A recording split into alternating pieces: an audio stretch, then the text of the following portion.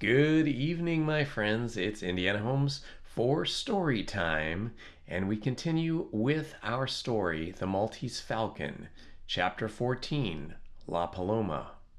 Spade, coming around the corner from the elevator at a few minutes past 6 in the morning, saw a yellow light glowing through the frosted glass of his office door. He halted abruptly, set his lips together, looked up and down the corridor, and advanced to the door with swift, quiet strides. He put his hand on the knob and turned it with care that permitted neither rattle nor click. He turned the knob until it would turn no farther. The door was locked. Holding the knob still, he changed hands, taking it now in his left hand. With his right hand, he brought his keys out of his pocket carefully so they did not jingle against one another. He separated the office key from the others and, smothering the others in his hand, inserted the office key in the lock.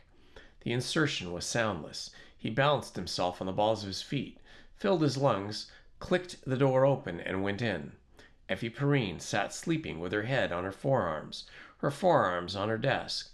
She wore her coat and had one of Spade's overcoats wrapped cape fashion around her. Spade blew his breath out in a muffled laugh, shut the door behind, and crossed to the inner door. The inner office was empty. He went out to the girl and put his hand on her shoulder. She stirred, raised her head drowsily, and her eyelids fluttered. Suddenly she sat straight up, opening her eyes wide. She saw Spade, smiled, leaned back in her chair, and rubbed her eyes with her fingers. "So, you finally got back," she said. "What time is it?" 6 o'clock. "What are you doing here?" She shivered, drew Spade's overcoat closer around her, and yawned. "You told me to stay until you got back or phoned." "Oh, you are the sister of the boy who stood on the burning deck." "I wasn't going to." She broke off and stood up, letting his coat slide down on the chair behind her. She looked with dark, excited eyes at the temple under the brim of his hat and exclaimed, "Oh, your head! What happened?" His right temple was dark and swollen. "I don't know whether I fell or I was slugged. I don't think it amounts to much, but it hurts like hell." He barely touched it with his fingers, flinched, turning his grimace into a grim smile, and explained, "I went visiting. Was fed knockout drops, and came to 12 hours later, all spread out on a man's floor." She reached up and removed his hat from his head. "It's terrible," she said. "You'll have to get to a doctor. You can't walk around with a head like that." "It's not as bad as it looks, except for the headache, and that might be mostly from the drops." He went to the cabinet in the corner of the office and ran cold water on a handkerchief. "Anything turn up after I left?" "Did you find Miss O'Shaughnessy, Sam?" "Not yet." "Anything turn up after I left?" "The district attorney's office phoned. He wants you." "Himself?" "Yes, that's the way I understood it. And a boy came in with a message that Mr. Gutman would be delighted to talk to you before 5:30. Spade turned off the water, squeezed the handkerchief, and came away from the cabinet, holding the handkerchief to his temple. "I got that," he said. "I met the boy downstairs, and talking to Mr. Gutman got me this." "Is that the G who phoned, Sam?" "Yes. And what?" Spade stared at the girl and spoke as if he was using speech to arrange his thoughts. "He wants something he thinks I can get. I persuaded him I could keep him from getting it if he didn't make the deal with me before 5:30. Then, sure. It was after I told him he'd have to wait a couple of days that he fed me the junk. It's not likely he thought I'd die. He'd know I'd be up and around in 10 or 12 hours, so maybe the answer is that he figured he could get to it without my help in that time. If I was fixed, I couldn't butt in." He scowled. "I hope to Christ's sakes he was wrong." His stare became less distant. "You didn't take any word from the O'Shaughnessy?" The girl shook her head no and asked, "Has this got to do with her?" "Something." "This thing he wants belongs to her?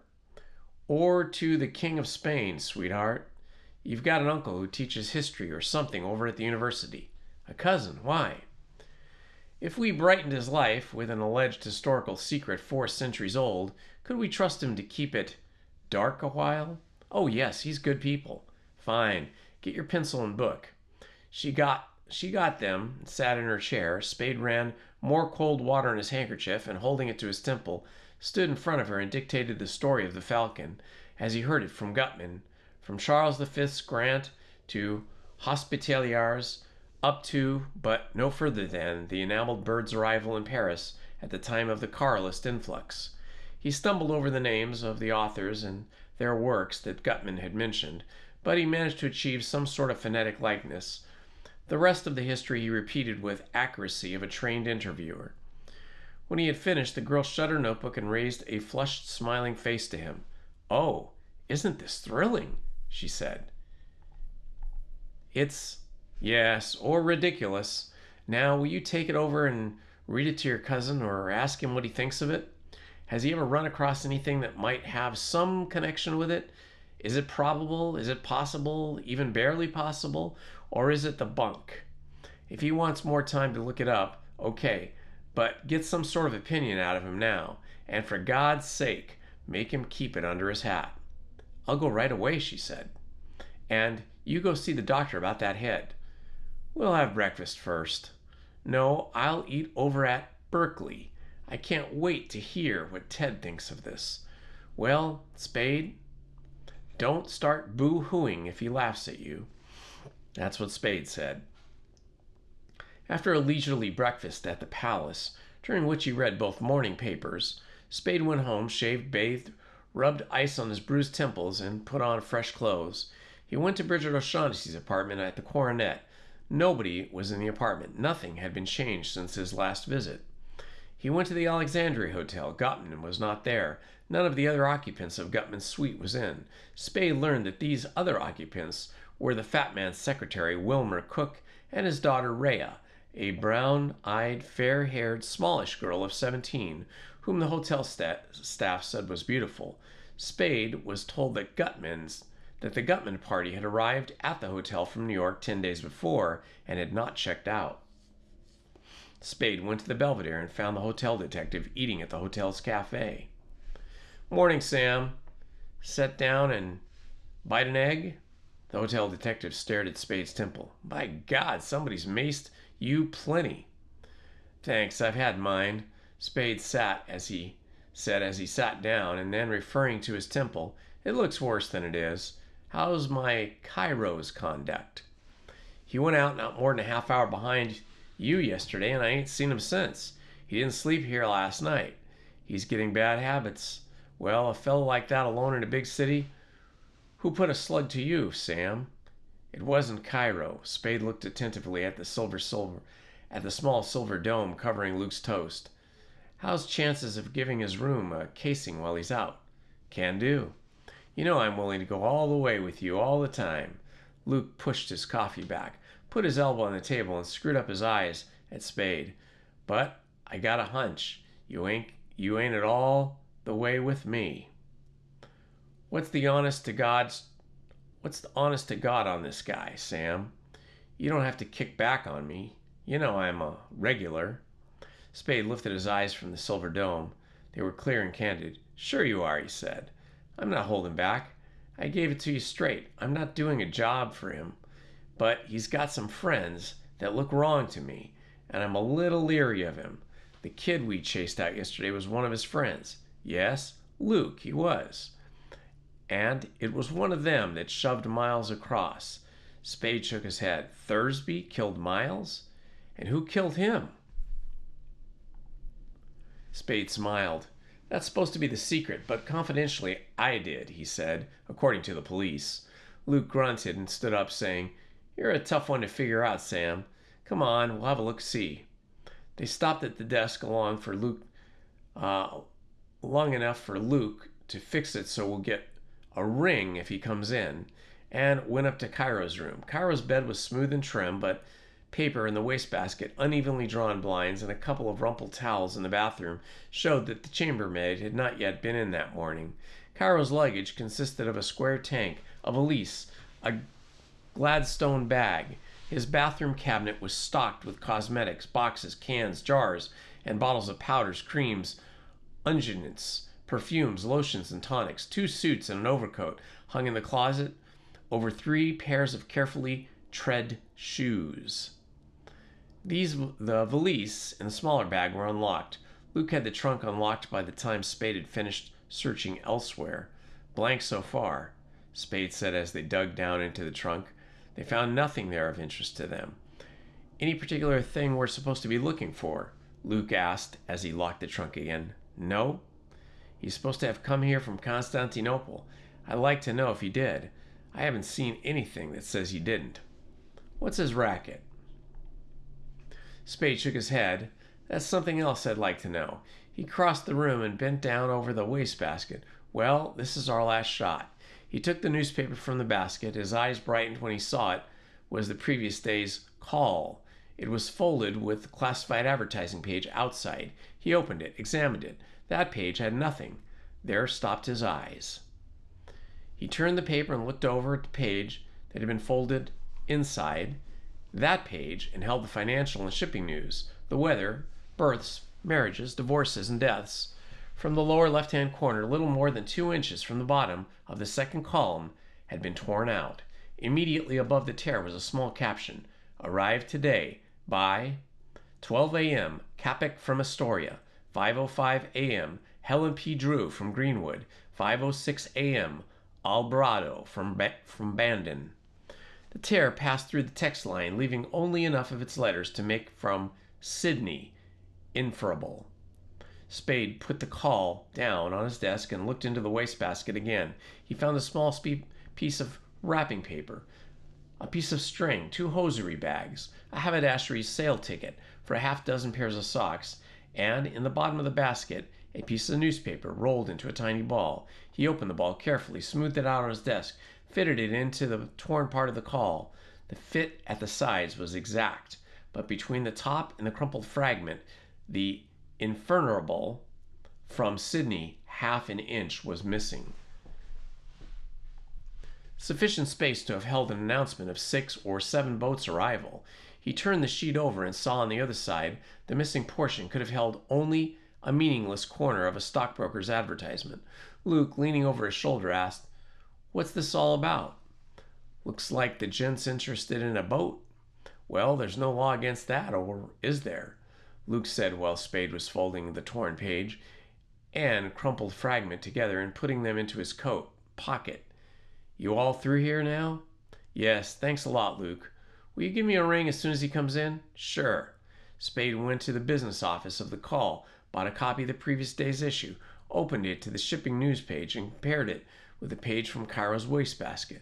The missing portion read, 5:17 a.m., Tahiti from Sydney and Parapet, 6:05 a.m., Admiral Peoples from Australia, 8:07 a.m., Caddo Peak from San Pedro, 8:17 a.m., Silverado from San Pedro, 8:05 a.m., La Paloma from Hong Kong, 9:03 a.m., Daisy Gray from Seattle. He read the list slowly, and when he had finished, he underscored Hong Kong with a fingernail, cut the list of arrivals from the paper with his pocket knife, put the rest of the paper and Cairo's sheet into the wastebasket, and returned to his office.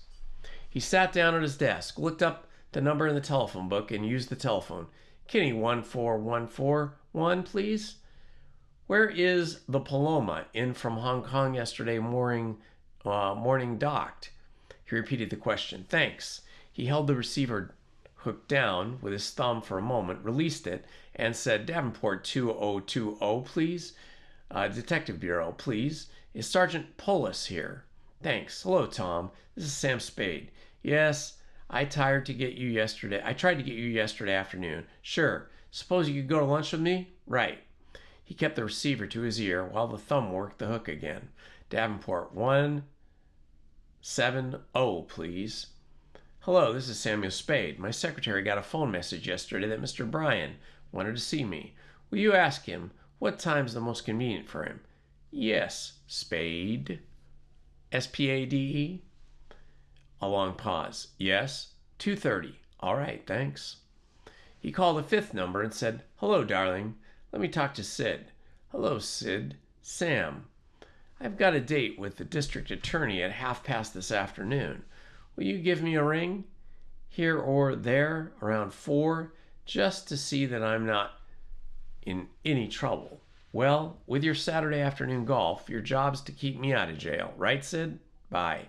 He pushed the telephone away, yawned, stretched, felt his bruised temple, looked at his watch, and rolled and lighted a cigarette. He smoked sleepily until Effie Perrine came in. Effie Perrine came in smiling, bright-eyed and rosy-faced. Ted says it could be, she reported, and he hopes it is. He says he's not a specialist in that field, but names and dates are right, and at least none of your authorities or their works are out and out fakes. He's all excited over it. That's swell, as long as he doesn't get too enthusiastic to see through it if it's a phony. Oh, he wouldn't. Not Ted. He's too good at this stuff for that. Uh-huh. The whole damn Perrine family's wonderful, Spade said, including you and a smudge of soot on your nose. He's not a Perrine. He's a Christie. She bent her head to look at her nose, as in vanity case mirror. I must have got that from the fire. She scrubbed the smudge with the corner of her handkerchief. The Perrine Christie enthusiasm ignite Berkeley? He asked. She made a face with him while patting her nose with a powder pink disc. There was a boat on fire when I came back. They were towing it out from the pier, and the smoke blew all over the ferry boat. Spade put his hands on his arms of his chair. Were you near enough to see the name of the boat? He asked. Yes, La Paloma. Why? Spade smiled ruefully. I'm damned if I know why, sister, he said. Chapter 15. Every Crackpot. Spade and Detective Sergeant Paulus ate pickled pig's feet at one of Big John's tables at the state's Hofbrau. Paulus, balancing a pale, bright jelly on a fork halfway between the plate and his mouth, said, Hey, listen, Sam. Forget about the other night. He was dead wrong. But, you know, anybody's liable to lose their head if you ride him that way. Spade looked thoughtfully at the police detective. Was that what you wanted to see me about? He asked. Paulus nodded, put a forkful of jelly in his mouth, swallowed it, and qualified his nod. Mostly. Dundee send you? Paulus made a disgusted mouth. You know he didn't. He's as bull-headed as you are. Spade smiled and shook his head. No, he's not, Tom, he said. He just thinks he is. Tom scowled and chopped at his pig's foot with a knife. Ain't you ever going to grow up? He grumbled. What have you got to beef about? He didn't hurt you. You came out on top. What's the sense of making a grudge of it? You're just making a lot of grief for yourself. Spade placed his knife and fork carefully together on his plate and put his hands on the table beside the plate. His smile was faint, devoid of warmth. With every bull in town working overtime, trying to pile up grief for me, a little more won't hurt. I won't even know it's there. Paulus' readiness deepened. He said, That's a swell thing to say to me. Spade picked up his knife and fork and began to eat. Paulus ate. Presently Spade asked, See the boat on fire in the bay? I saw smoke. Be reasonable, Sam. Dundee was wrong and he knows it. Why don't you let it go at that? Think I ought to go around and tell him I hope my chin didn't hurt his fist? Paulus cut savagely into his pig's foot. Spade said, Phil Archer. Been in with any more hot tips? Ah, hell. Dundee didn't think you shot Miles, but what else could he do except run the lead down? You've done the same thing in his place, and you know it. Yes, malice glittered in Spade's eyes. What made him think I didn't do it? What makes you think I didn't? Or don't you? Paulus' ruddy face flushed again. He said, Thursby shot Miles. You think he did? He did. That Webley was his, and the slug in Miles came out of it. Sure, Spade said, and dead sure, the police detective replied. We got hold of a kid, a bellhop at Thursby's hotel, and he had seen it in his room just that morning. He noticed it particular because he never saw one just like that one before. I never saw one. You say they don't make 'em like that one anymore, and it ain't likely that there'll be another around. And anyways, it wasn't Thursby's what happened to his. And that's the gun the slug in Miles came out of. He started to put a piece of bread in his mouth, withdrew it, and asked, "You say you've seen them before. Where was that at?" He put the bread into his mouth. "In England, before the war." "Sure, there you are." Spade nodded and said, "Then that leaves Thursby, the only one I killed." Paulus squirmed in his chair, and his face was red and shiny. "Christ's sakes, ain't you ever going to forget that?" he complained earnestly. "That's out. You know it as well as I do. You think that you wasn't a dick yourself by the way you bellyache over things? I suppose you don't ever pull the same stuff on anybody that we pulled on you." "You mean that you tried to pull on me, Tom. You just tried." Paulus swore under his breath and attacked the remainder of his pig's foot. Spade said, "All right, you know it's out, and I know it's out. What does Dundee know?" "He knows it's out." "What woke him up?" "Ah, Sam, he never really thought you'd—" Spade's smile checked Paulus. He left the sentence incomplete and said, "We dug up a record on Thursby." "Yes? Who was he?" Paulus's shrewd, small brown eyes studied Spade's face. Spade exclaimed irritably, "I wish to God I knew half as much about this business as you smart guys think I do." "I wish we all did," Paulus grumbled. "Well, he was a St. Louis gunman, the first we hear of him. He was picked up a lot of times back there for this and that, but he belonged to the Egan mob, so nothing was much ever done about it. I don't know how come he left shelter, but they got him once up in New York for knocking over a row of Stuss games. His twist turned on him, and he was in for a year before Fallon got him out. A couple of years before, he did a short hitch in Joliet for pistol whipping another. Another twist had given him the needle, but after he took up with Dixie Monahan and didn't have any trouble getting out whatever he happened to get in, that was when Dixie was almost as big a shot as Nick the Greek in Chicago.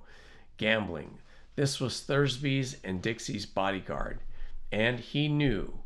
He took the gun and run out with him when Dixie got it wrong with the rest of the boys, or some debts he couldn't or wouldn't pay off.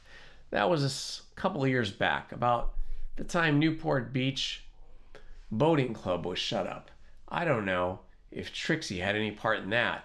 Anyways, this is the first time him or Thursby's been seen since. "Dixie's been here?" Spade asked. Paulus shook his head. "No." His small eyes became sharp and prying. "Not unless you've seen him, or know somebody that's seen him." Spade lounged back in his chair and began to make a cigarette. "I haven't," he said mildly, "but this is all new stuff to me." "I guess it is," Paulus snorted. Spade grinned at him and asked, "Where'd you pick up all this news about Thursby?" "Some of it's on the records. The rest, well, we got it here and there.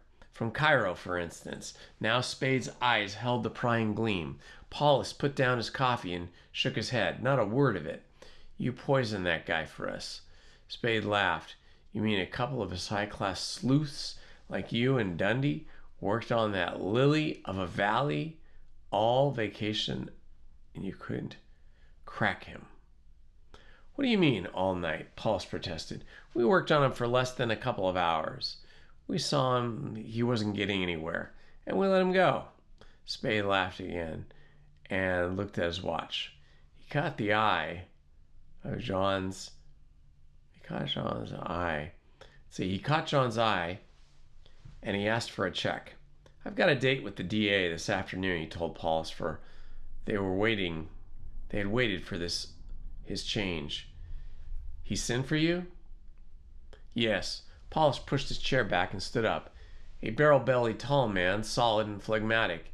You won't be doing me any favors," he said, "by telling him that I talked to you like this."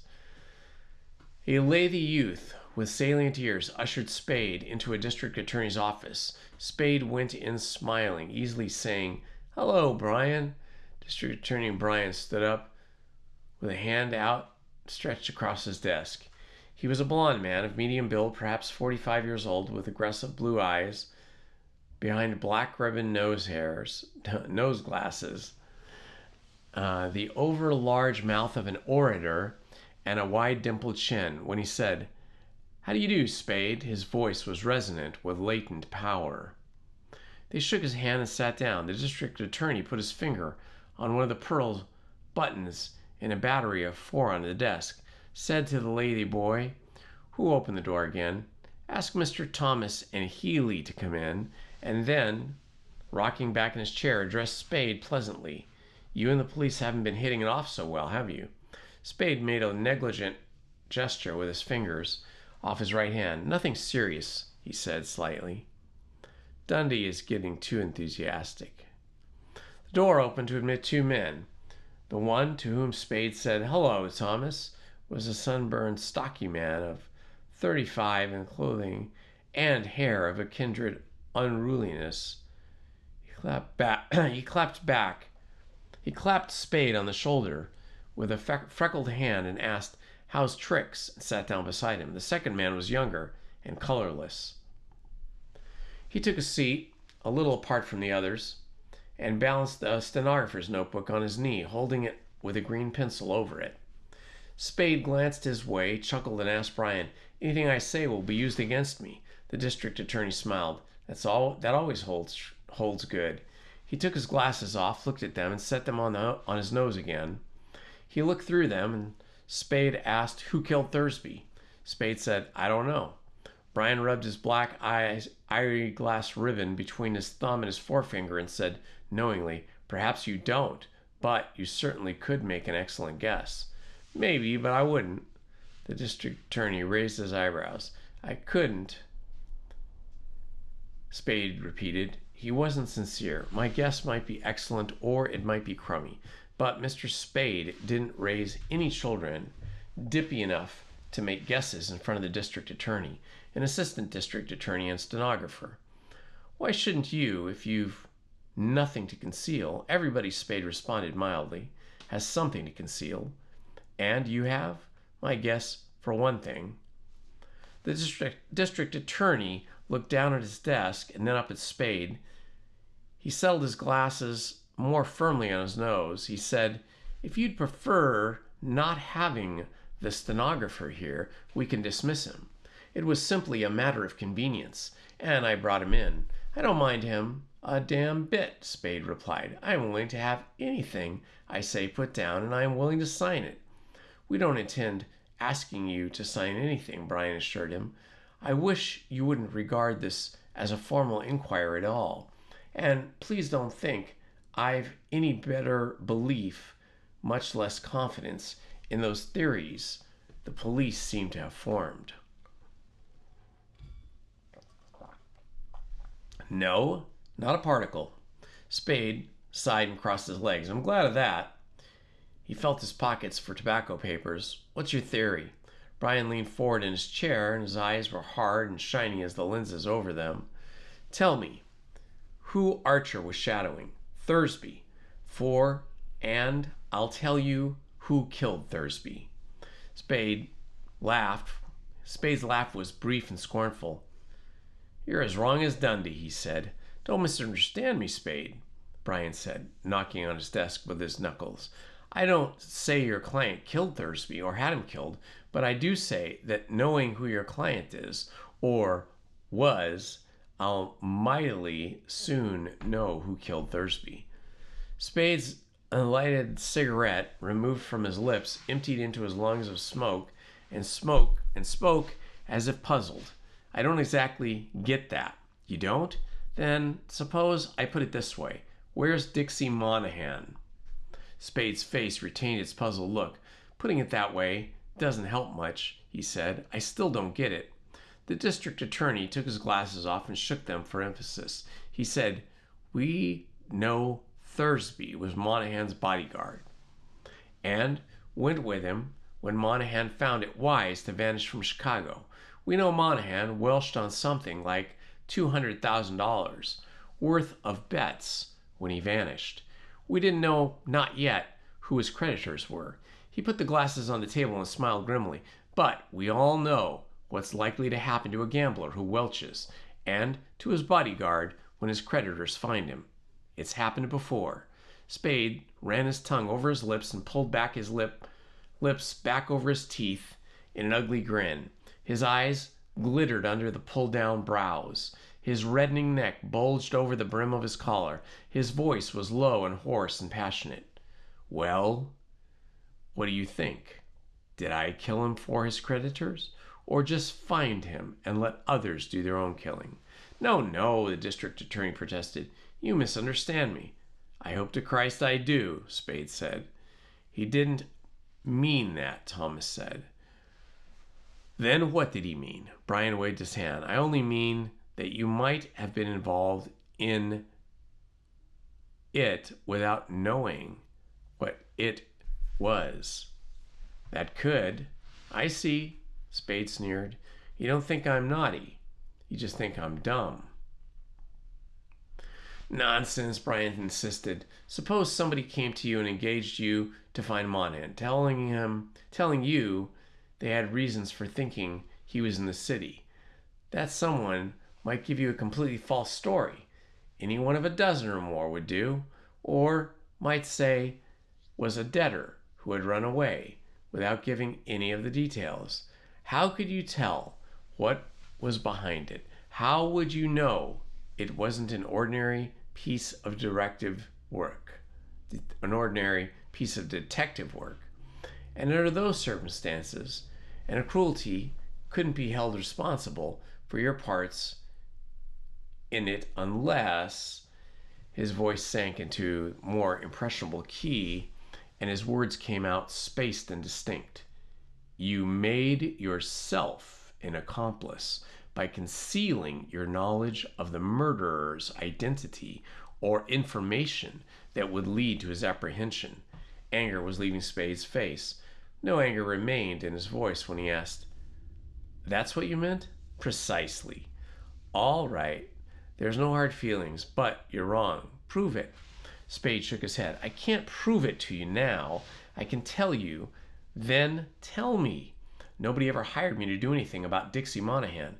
Brian and Thomas exchanged glances. Brian's eyes came back to Spade, and he said, But by your own admission, somebody did hire you to do something about his bodyguard Thursby. Yes, about his ex-bodyguard Thursby. X? Yes, X. You know that Thursby was no longer associated with Monahan. You know that positively? Spade stretched out his hand and dropped the stub of a cigarette into an ashtray on the desk. He spoke carelessly. I don't know anything positively except that my client wasn't interested in Monahan. Had never been interested in Monahan. I heard that Sir Thursby took Monahan out to the Orient and lost him. Again, the district attorney and his assistant exchanged glances. Thomas, in a tone whose matter of factness did not quite hide excitement, said, That opens another angle. Monahan's friends could have knocked Thursby off for ditching Monahan. Dead gamblers don't have any friends, said Spade. It opens up two new lines, Brian said. He leaned back and stared at the ceiling for 5 seconds, then sat upright. His orator's face was alight. It narrows down to three things. Number one, Thursby was killed by the gamblers Monahan had welched on in Chicago. Not knowing Thursby had sloughed Monahan, or believing it, they killed him because he had been Monahan's associate, or to get him out of the way so that they could get to Monahan, or because he had refused to lead them to Monahan. Number two, he was killed by friends of Monahan, or number three, he sold Monahan out to his enemies and then fell out with them after they killed him. Or number four, Spade suggested with a cheerful smile, he died of old age. You folks aren't serious, are you? The two men stared at Spade, but neither of them spoke. Spade turned his smile from one to the other and shook his head in a mock pity. You've got Arnold Rothstein on the brain, he said. Brian smacked down the back of his left hand, palm down, on his right. In one of those three categories lies the solution. The power in his voice was no longer latent. His right hand, a fist except for a protruding finger, went up and down to stop with a jerk when the finger was leveled at Spade's chest. and you can give us the information that will enable us to determine the category. Spade said, yes, very lazily. His face was somber. He touched his lower lip tip with a finger. He looked down at the finger and then scratched the back of his neck with it. Little irritable lines that appeared on his forehead. He blew his breath out heavily, enough nose, and his voice was an ill-humored growl. You wouldn't want to gain the kind of information I could give you, Brian. You couldn't use it. It'd poop this gambler's revenge scenario for you. Brian sat straight up and squared his shoulders. His voice was stern without blustering. You are not the judge of what is right and wrong. I am nonetheless the district attorney. Spade's lifted lip shadowed his eye tooth. I thought this was an informal talk. I'm a sworn officer of the law 24 hours a day, Brian said, and neither formality nor informality justifies your withholding evidence from a crime, except, of course, he nodded meaningfully, on certain occasions. You mean, if I might incriminate me? Spade asked. His voice was placid, almost amused, but his face was not. Well, I've got better grounds than that, or grounds that might suit me better. My clients are entitled to a decent amount of secrecy. Maybe I can be made to talk to the grand jury or even the coroner's jury, but I haven't been called before either, and it's a cinch I'm not going to advertise my clients because business until then I have to do with these people. Then again, you and the police have both accused me of being mixed up the other night in the murders. I've had trouble with both of you before. As far as I can see, my best chance of clearing myself of this whole trouble is if you're trying to make me for the murders by bringing in the murderers all tied up, and my only chance of ever catching them is tying them up or bringing them in is keeping away from you and the police because neither of you show any signs of knowing what the hell it's all about. He rose and turned on his heel over his shoulder to address the stenographer. Getting all this, son? Or am I going too fast for you? The stenographer looked at him with startled eyes and replied, No, sir. I'm getting it all right. Good work, Spade said and turned to Brian again. Now, if you want to go to the board and tell them I'm obstructing justice and ask them to revoke my license, hop to it. You've tried it before and it didn't get you anything but a good laugh and all around. He picked up his hat. Brian began, But it looks here, Spade said, and I don't want any more of these informal talks. I've got nothing to tell you or the police, and I'm goddamn tired of being called things by every crackpot on the city payroll. If you want to see me, pinch me or subpoena me or something, and I'll come down with my lawyer. He put on his hat and said, See you at the inquest. Maybe. And stalked out. And that, my friends, is all for a Friday night. It was a fun day at Disneyland today, but I'm a little tuckered out because it was a little bit hot there. It was 84 degrees, but I had a good time with everybody in the chat, all the subscribers, new subscribers, broke 3,000 subscribers. I think we're up to like 3,023. So I need to get some food in me now and have a rest. Thank you all for joining me. This has been Indiana Homes. Love to you all, and good night. Please hit the like button, subscribe, and hit the notifications button. Thank you very much.